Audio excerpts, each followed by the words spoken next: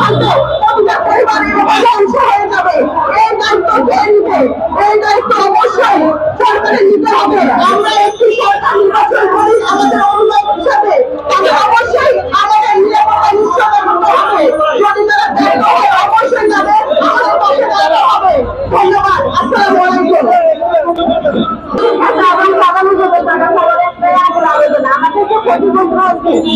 আমার স্বামী চিকিৎসা চালানোর এখনো সম্ভব হচ্ছে না। আমরা হসপিটাল থেকে ওনাকে রিলিজ করে দিয়ে একটু শুধু চিকিৎসা টাকা আসে বলে আমি ওনাকে বাসায় নিয়ে গেছি। ওনার চিকিৎসা চলছে না, এবার আমার দোকানটাও বন্ধ। তাহলে আমি অবস্থা আমার চিকিৎসা ছেড়ে নিয়ে আমি কি করবো? আমাদের জন্য মালগুলো সন্দেহীরা ছেড়ে নিয়ে গেছে। আমি সরকারের কাছে আমি আবেদন করছি আমাদের মালগুলো যেন তাদের উদ্ধার করবে এবং আমরা আগের আমাদের অনেক টাকা ঋণ আছে, আমরা টাকার উপরে ঋণ আছি, আমাদের নিয়ে ব্যবসা করি, তাইলে আমাদের অবস্থা আমরা কি করে চলবো? এবং সরকারের কাছে আমরা এবং যারা আমার স্বামীকে তখন শুরু করেছে তাদের হচ্ছে সেটা দিয়ে শাস্তি হয়, এটাই আমার সরকারের কাছে আবেদন। ওনারা 10:30টায় গেটটা বন্ধ হয়ে দিয়েছে। আমি অনেক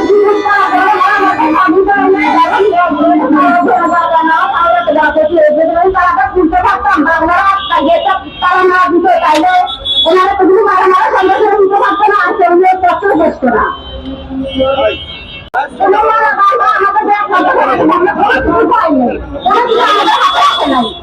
দেশবাসী এবং বিশ্বের মানুষ সবাই জানে যে ওনারা আমাদের মারামারি উদ্ধার করে দিয়েছে, সবাই আমাদের ফোন দেয় যে আমাদের মারামারি আপনারা কেটে দিয়েছেন, কিন্তু আসলে তারা বলছে কিন্তু আমাদের মারামারি আমরা আমাদের হাতে এখনো আসেনি।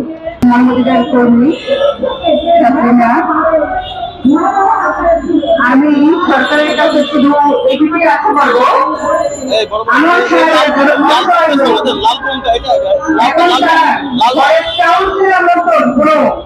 অর্থনীতি করতে পারছে না, আমি একজন প্রতিবেশী হিসেবে মানবাধিকার কর্মী হিসেবে আমি আমার সাংবাদিক ভাইদেরকে নিয়ে সাংবাদিক সম্মেলনে বলি এবং সরকারের কাছে আপন আবেদন রইল যে আমার পক্ষে 160 সংরক্ষণ পায়। আমরা রাষ্ট্রের কাছে আবেদন করতেছি এইটুকু যে আমাদের আনোয়ার ভাই যেন সুস্থ কিছু একটা আশা করে রাষ্ট্রের কাছে, এইটুকুই আমার